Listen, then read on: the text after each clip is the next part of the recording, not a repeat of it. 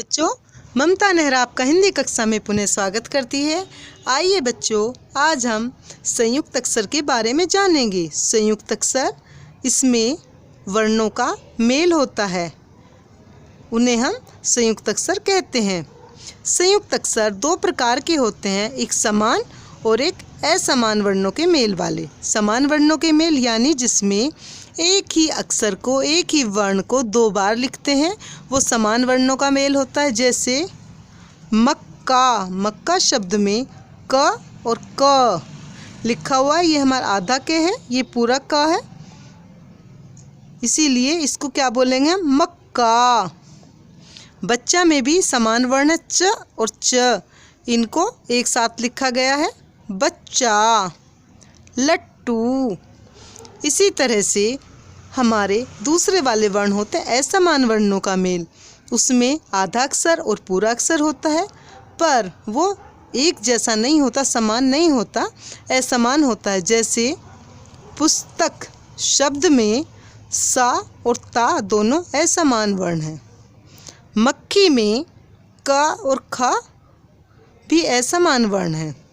इसी तरह से कुल्हाड़ी में ल और ह असमान है।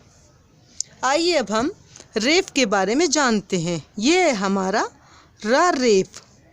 रेफ को हम जिस भी शब्द के ऊपर लगाते हैं वह उससे पहले अपनी ध्वनि देता है।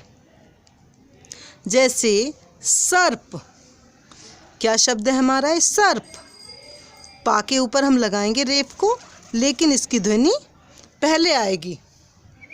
इसी तरह से चर्च शब्द में बाद वाले चा के ऊपर हम रा रेफ लगाएंगे, लेकिन ध्वनि इसकी चा से पहले आएगी, चर्च।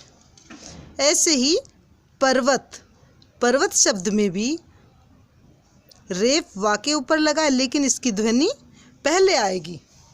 और यह रेफ हमेशा जिस शब्द के पहले हमें बोलना होता है उसी शब्द के ऊपर लगाते हैं। और ये जो हमारी पाई है, इसके बिल्कुल हम इसको ऊपर लगाते हैं। इसके बाद हम रेपदेन के बारे में जानेंगे। ये है हमारा रेपदेन, और ये वाला भी रेपदेन होता है। इसको कुछ शब्दों के ऊपर हम लगाते हैं, ये वाला रेपदेन। जैसे ट, ड आदि शब्दों के नीचे हम इसको लगाते हैं। रेफ की मात्रा ऊपर लगती है और पदेन की मात्रा नीचे, जैसा कि नाम से ही गया था, पदेन मतलब पैरों की साइड नीचे की तरफ हम पदेन की मात्रा को लगाते हैं। मेरे साथ बोलिए, चंद्र। अब देखो, जिस भी वर्ण के नीचे ये पदेन की मात्रा लगती है उसके बाद में इसकी ध्वनि आती है। रेफ की ध्वनि पहले आएगी और पदेन की ध्वनि बाद में आएगी।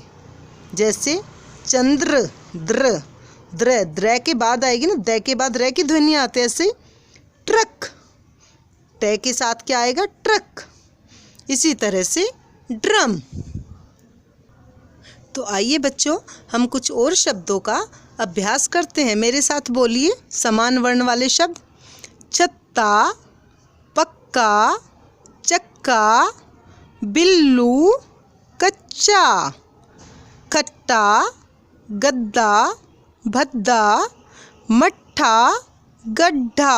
अब इनमें ट और ठा वर्ण असमान हो गए। गड्ढा में भी इसी तरह से रक्त, भक्त, अच्छा, प्यारा, प्यास।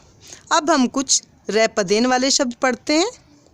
चक्र, ब्रह्म, सब्र, कब्र, व्रत।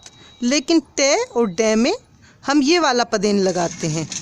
Train, truck, tram, drum, driver आदि। आइए कुछ चित्र पहचान कर उनके नाम लिखते हैं।